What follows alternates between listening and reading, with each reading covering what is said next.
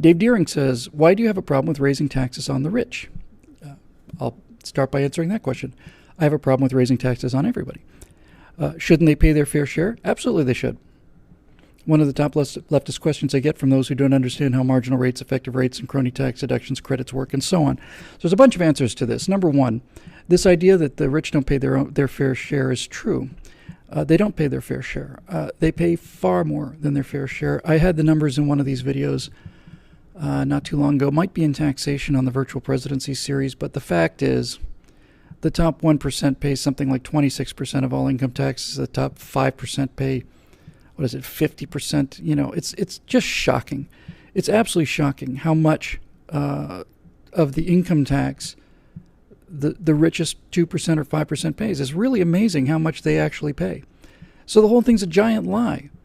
It's a gigantic lie. The poorest 50% of the country doesn't pay any income tax at all, and they get the most benefits. They get all the, they get the health care and the welfare and the, they get all the benefits, and the bottom half of the country is not paying anything. So yes, it's completely unfair. It's completely unfair towards favoring people who don't pay anything.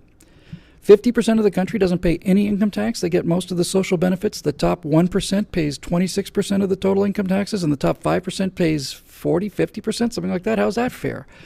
So it's a lie. They're already paying more than their fair share. They need to be reduced, number one. Number two, if you reduce the taxes on the rich will spend more money. And getting more money into the market, into the economy, is better than paying people taxation. If for no other reason, if you can make this, even liberals can understand this, progressives, I should say, leftists. If a rich person has $1 extra and he spends that dollar on your paycheck, that's $1 that you get from him because he's employing you. If, on the other hand, the government takes that dollar through taxation, then the dollar goes to Washington, where it wanders around for a while and hangs out in alleys and meets seemly and unsightly people and contracts various forms of communicable diseases, and slowly over the course of time, 30%, 20% dribbles back out of Washington to the person who might have gotten it anyway.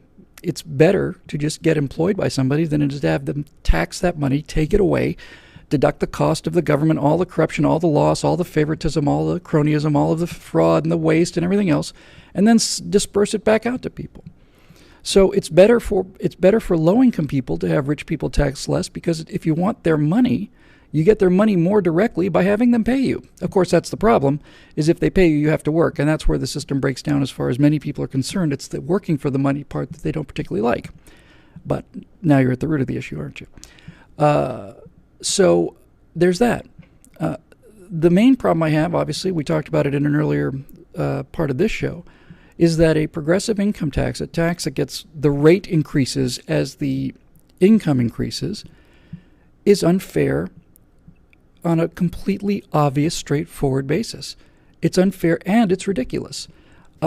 It's unfair and ridiculous because it says, first of all, that if you make, let's say the bracket changes at $250,000. So if you make $249,000 a year, $249,999 a year, then you're taxed at one rate. But if you make another dollar, suddenly it goes up by 12 percentage points or something, and now you're suddenly a bad guy as well. You're evil on top of it. You're a 1%er. You're rich. You're greedy. You're a fat cat. You're taking more than your fair share. It's nonsense. It's ridiculous. It's silly, and it's stupid, and it's evil, and it's wrong. And when you have a situation where by making more money, you don't just pay more tax, like if you're paying a flat 15% on everything, the more you make, the more you keep.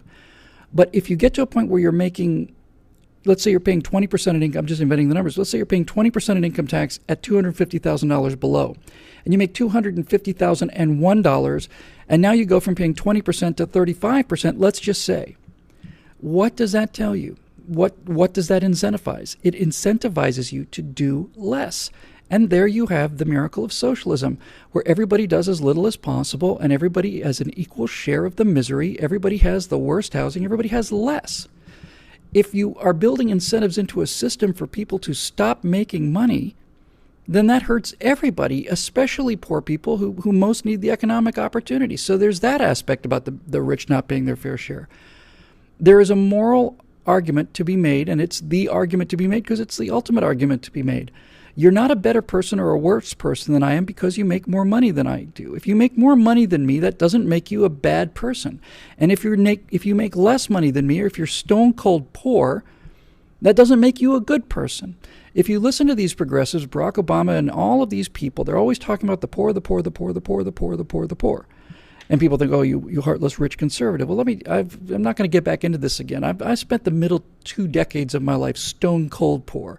I didn't have 4 figures in the bank account consistently until 2009. 4 figures. I remember the first time I would check my bank account and would routinely see, 4 figures. That was 2009, 2010, something like that.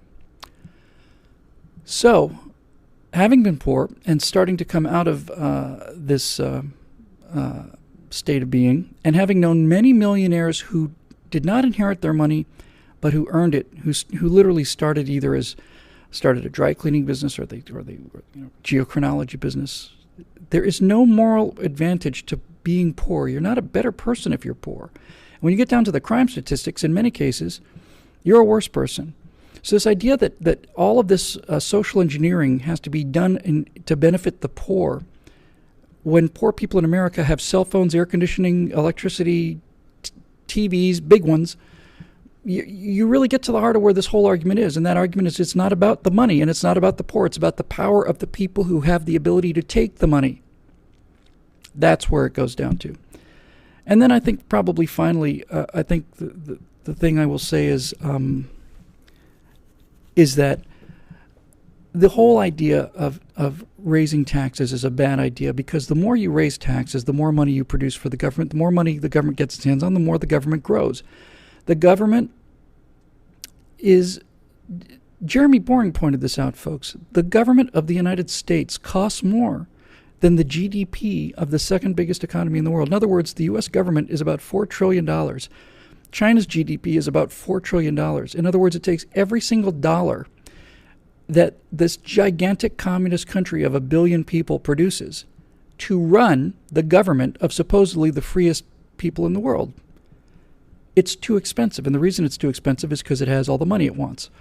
The reason you do not want to raise taxes is because the government will continue to grow until it runs out of money. And so the question becomes, how much money do you really need? And as I think I said in last week's episode, the answer to that question is consult your Constitution, figure out what the enumerated powers are, what does the federal government have the constitutional power to do, and what is the smallest amount of money that can be spent in order to accomplish those goals, period. So, there you go. It's not helping the poor. It's helping the people who are poormongers and who do more damage to poor people, by the way, these progressives, than any conservative robber baron ever did, because these poverty mongers convince people that they're powerless and that their fate is out of their hands. They convince them that they're being put down and kept down intentionally by a cabal and a conspiracy that doesn't exist in order to keep them dependent on guys like Jesse Jackson and Barack Obama and Nancy Pelosi and all the rest of these people. They're taking their individual human destinies away through propaganda and converting it into political power for themselves. So, to hell with those miserable lowlife bastards. They're evil, evil people.